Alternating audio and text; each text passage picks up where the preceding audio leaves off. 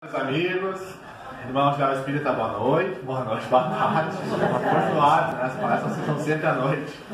Enfim, a satisfação estarmos aqui, né, diante de um público tão seleto, mas a intenção essa tarde não é dar palestra, pessoal, é falando sobre o tema e ir interagindo. Então não precisa esperar chegar no final para fazer as perguntas, tá bom? Combinado? Tem até uma pergunta que já veio aqui por papelzinho, depois eu vou falar um pouquinho. Se alguém tiver uma dificuldade em perguntar tal ou qual questão, pode ser que foi um amigo que tenha dúvida, né? Ou pode até escrever, tá? Então vamos lá. O tema é depressão e obsessão. Nós já começamos com o título dizendo que a depressão é o grande bem do século, que é justamente a visão contrária que se tem dessa problemática, tá? Fala Joana de Anjos, por Divaldo Franco, nós vivemos uma pandemia depressiva, ou seja, são focos em vários locais, digamos, no globo todo, né, de depressão que cada vez se ampliam mais.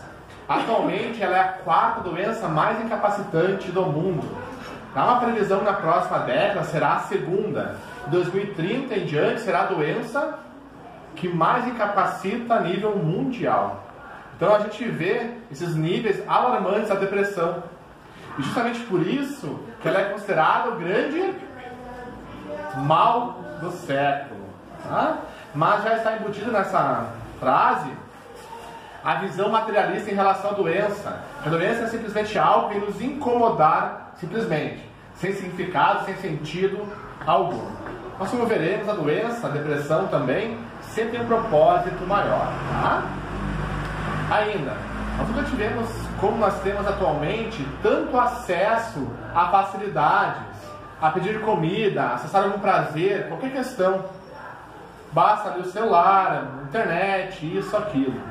Mas por mais que nós tenhamos tanta facilidade em acesso a vários prazeres, a comunicação interpessoal, falamos com várias pessoas por celular, Facebook, computador, nunca, pessoal, até falam os espíritos sobre isso, nunca se sentiu tanta solidão como se sente hoje.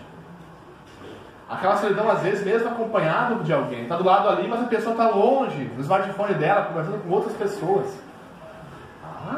Então, pelo modo consumista, materialista e outros istas que nós vivemos hoje, dá-se cada vez mais essa base para que a depressão aumente cada vez mais. E ainda, hoje, há uma condenação da tristeza. E olha o que fala Joana de Anjos. A tristeza não é o inverso da alegria, mas a sua ausência é momentânea. É um estado que conduz à reflexão e não desinteresse pela vida. Haver valores, a gente não vivencia então, e não a se aprofundar na dor, na melancolia, mas para analisar o que nós realmente precisamos na vida. Toda essa cultura que vivemos, nós temos de ser felizes o tempo todo.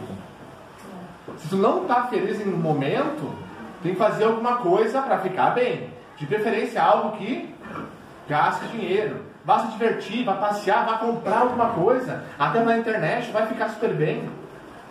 Então faça alguma coisa que tu fique bem, mas que tu gaste. Totalmente depressivo. Então a tristeza, ela é condenada hoje em dia. A pessoa fica triste, hoje é um sinal de fraqueza. E é justamente o contrário, pessoal.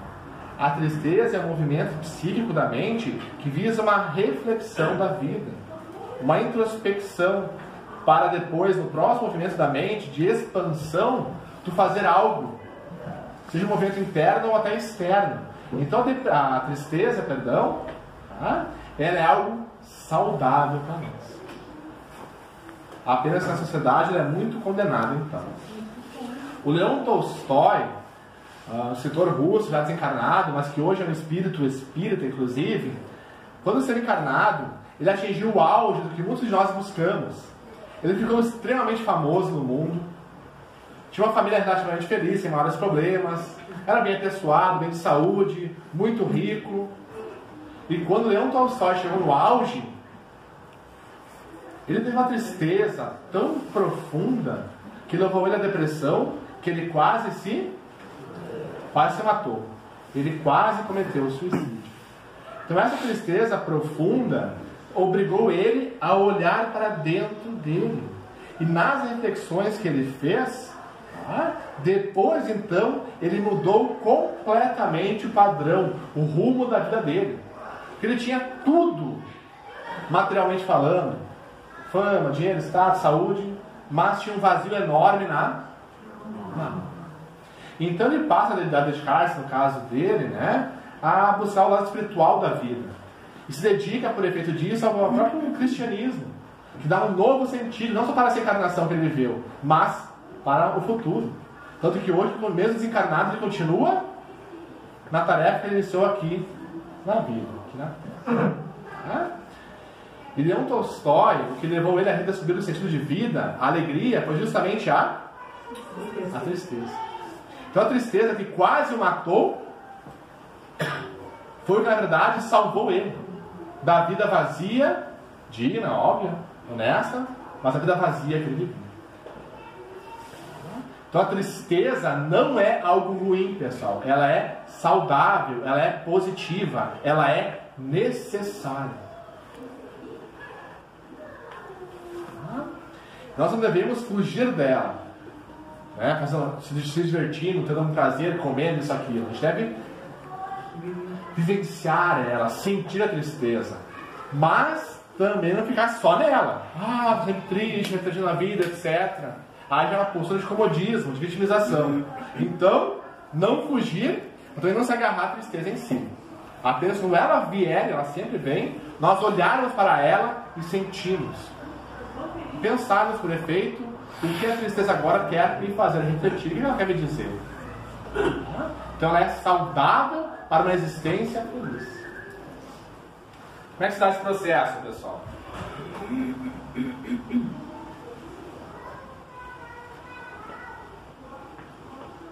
Já viram aquele filme, pessoal, Divertidamente? Sim. Quem não viu tem que ver, tá? É um desenho que é muito bom. Então essa é a alegria. Ela é tão alegre que chega a dar raiva, né, pessoal? E aqui é a tristeza. Então o que se passa, pessoal? Todos nós, sem exceção, sentimos alegria e tristeza. Todos nós sentimos. E é natural, então, nós oscilarmos entre uma coisa e outra. Ora nós estamos mais alegres, ora mais tristes, mais reflexivos. Uma vida feliz, felicidade, é justamente essa oscilação. Isso é o saudável. A questão é que nos leva, a dificuldade maior são os picos que nós temos. Então o que se passa? Felicidade, como falamos, é a oscilação entre tristeza e alegria. Chegamos num núcleo, numa faixa um tanto saudável. Óbvio que a gente está mais alegre, então vai um pouquinho mais. Aí acontece algo mais difícil, a gente fica um pouco mais triste. Mas é natural, normal e saudável ter essa oscilação. O problema, como falamos, são justamente os picos. A gente fica muito bem, de repente do nada, muito mal.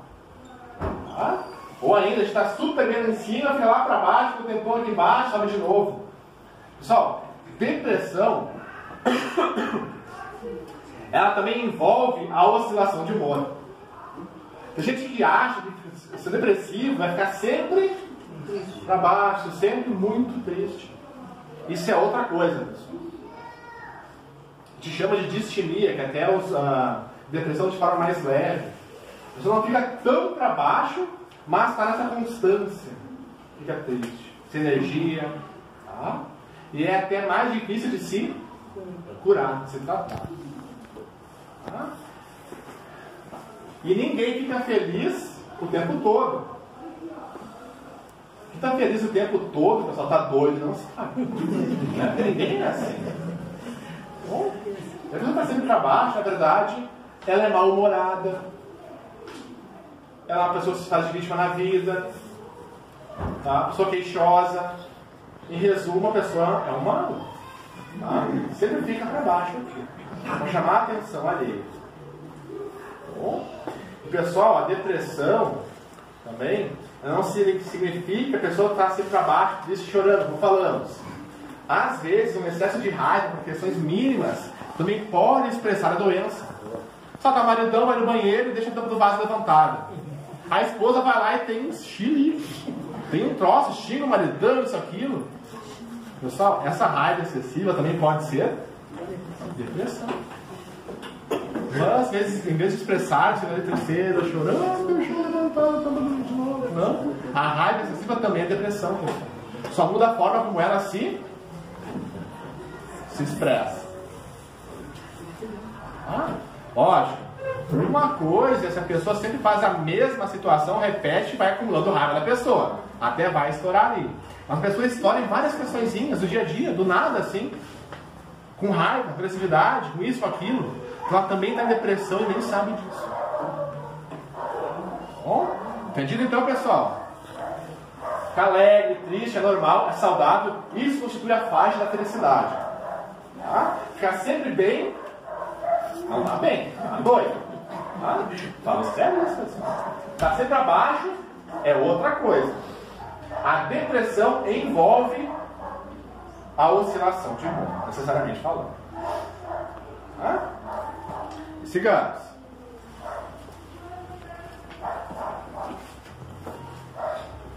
Então fala a Joana ainda. A depressão não tem uma finalidade de fazer a pessoa sofrer, vivenciar dor, como ela diz, né? Mas forçar o encontro da pessoa com ela mesma. A depressão significa puxar para baixo, para dentro, para obrigar a pessoa a fazer observações, reflexões, para refazer a vida. Então eu fico ali, eu oscilo, estou bem, fico para baixo um pouquinho. Aí tem algo que eu não olho para refazer, para repensar a minha vida. Então no próximo movimento eu fico bem. Como eu não refleti antes, o próximo movimento ficar para baixo, ele vai às vezes um pouco mais para baixo ou um pouco mais longo, deixando por um período mais triste, um período um pouquinho maior. Mas eu não, vou jogar videogame, vou ver Netflix, mais depressivo, e não observo o que meu interior fala. Aí eu dou aquela oscilada, depois fico um pouco mais para baixo e um pouco mais. Até que com o tempo eu fico depressivo. Aí a pessoa fica sem energia, fica fraca, não sai da cama. Por quê? É a mente, o psiquismo dela, obrigando ela a parar. Para quê? Para refletir. Para repensar a própria existência. Então eu fico teimando, não me ouço, não me escuto. Sempre fujo de mim mesmo, não tenho aquele tempo de ter o silêncio interior, de acalmar a mente, de reflexão. Então, para o meu próprio bem, eu fico pior com o tempo. Para refazer, para repensar a minha vida. Tem até um caso de uma mulher que ela trocou de emprego. Não sei se já falei aqui, mas ela tinha um emprego, ela trabalhava com crianças abusadas, estupradas, a maior parte delas. E ela fazia esse trabalho com muito amor, muito esmero. Tanta dedicação, que com o tempo ela foi promovida. Nesta promoção do trabalho, ela passou a receber melhor, mas com um trabalho mais de coordenação, um trabalho mais burocrático. E aí começou depois disso uma tristeza. Foi se aprofundando. Com o tempo ela entra em depressão. Mas minha vida melhorou agora, o que se passou comigo? Ela se busca, se trabalha, aí com o tempo ela faz uma revivência ao passado, uma regressão. O que ela viu? Bem resumido, pessoal. Há um detalhe. Nessa encarnação, ela quase foi estuprada 3 vezes. Então ela se escapou nos finalmente. Então ela viu que no passado ela foi um homem, foi pedófilo. Então, nessa encarnação, pelo bem que ela iria fazer, que ela não teve aquele fato consumado. No trabalho com as crianças abusadas ali, com esmero, com amor com elas, ela estava reparando por amor mal de antes. Quando ela se afasta do contato mais direto com as crianças, ela se afasta da própria da autocura dela, do auto-perdão. E aí vem a tristeza, olha, repensa a tua vida. Com o tempo vem a depressão. Para quê? Forçou ela a refazer o caminho. Ela até é espírita. Em qual setor ela trabalha hoje, pessoal? Com as crianças, na evangelização. Então foi justamente a doença que levou ela a repensar a própria vida então. Ela buscou algo, merecimento, uma promoção, melhor para o ego. Mas não foi o que era de melhor para a alma dela. Então Então sempre tem um sentido, tem um propósito a dificuldade que nós vivemos.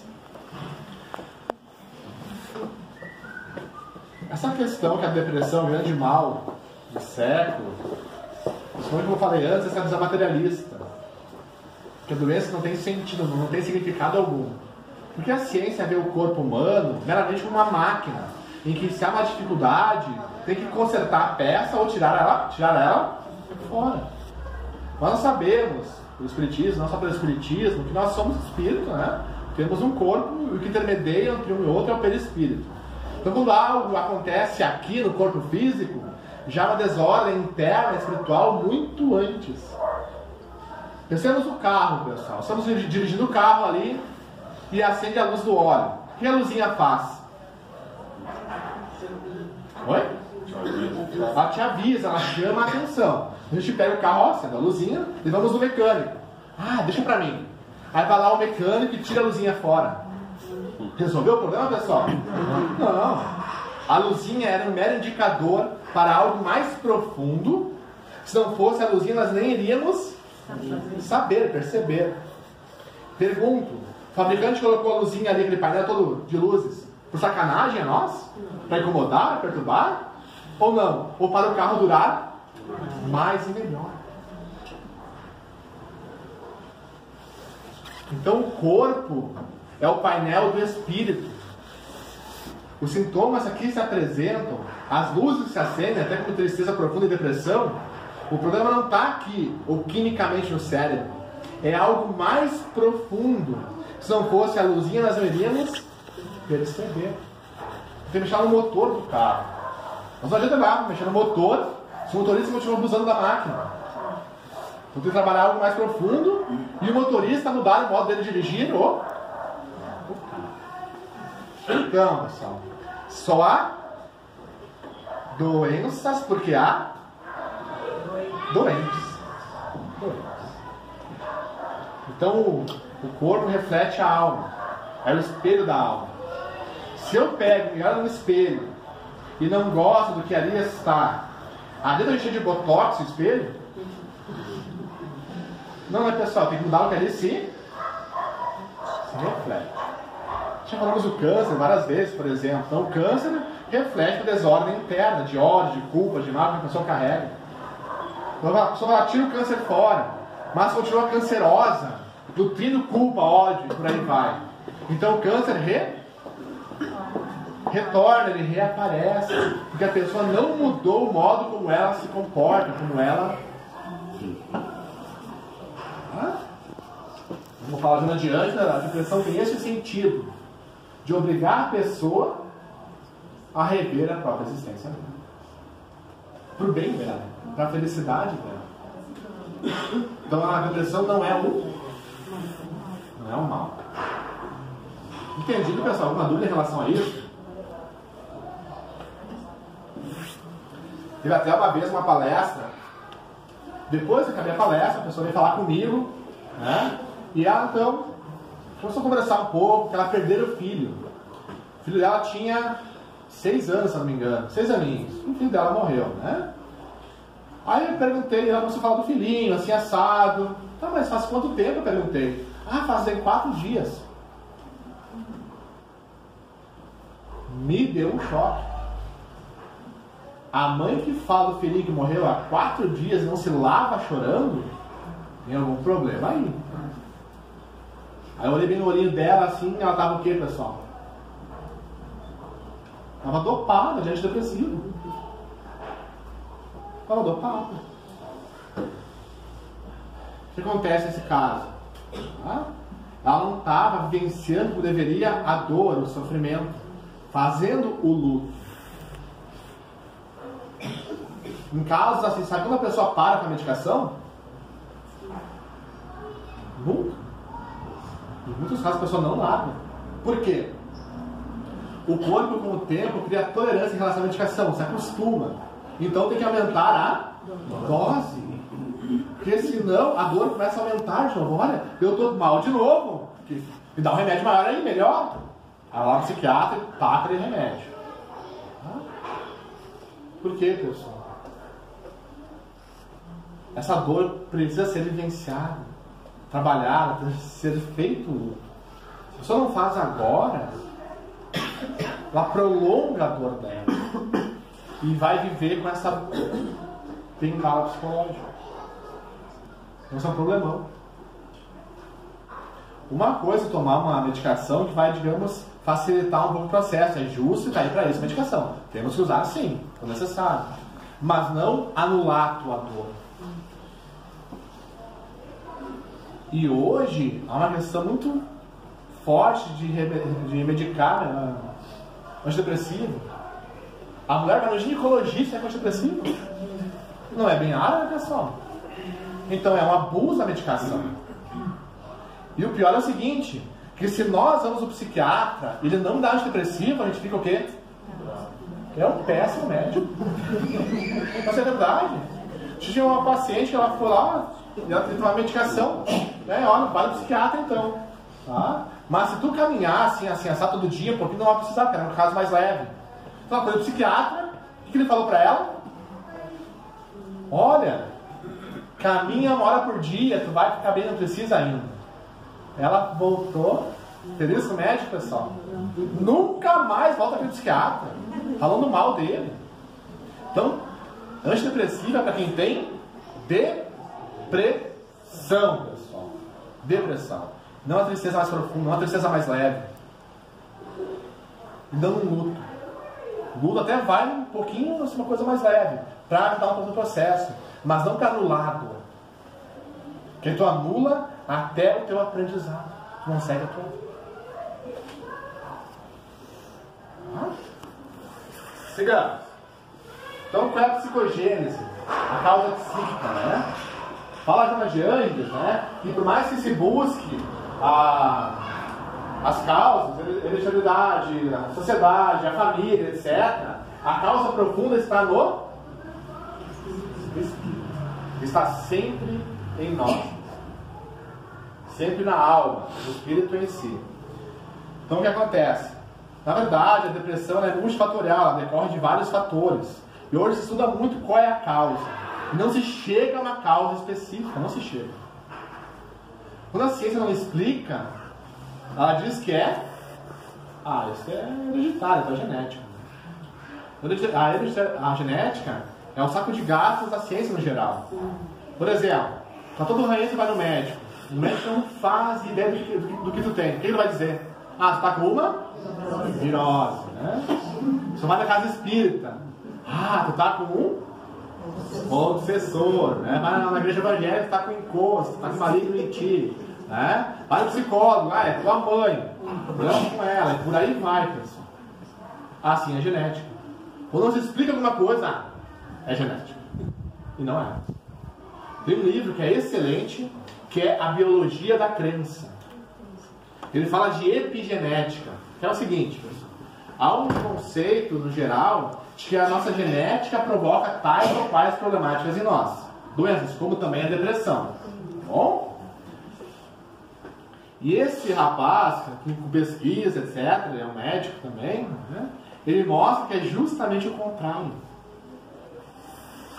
Que não é o interior da célula, o núcleo que provoca tais ou quais doenças em nós. É porque nós alimentamos a célula. É o que vem de fora da célula, que vai desencadear toda uma série de processos internos, que aí por efeito disso vai trabalhar tais ou quais questões em nós. Vou explicar um pouco melhor isso, tá, pessoal? Como é que se dá? Minha filha, isso aí?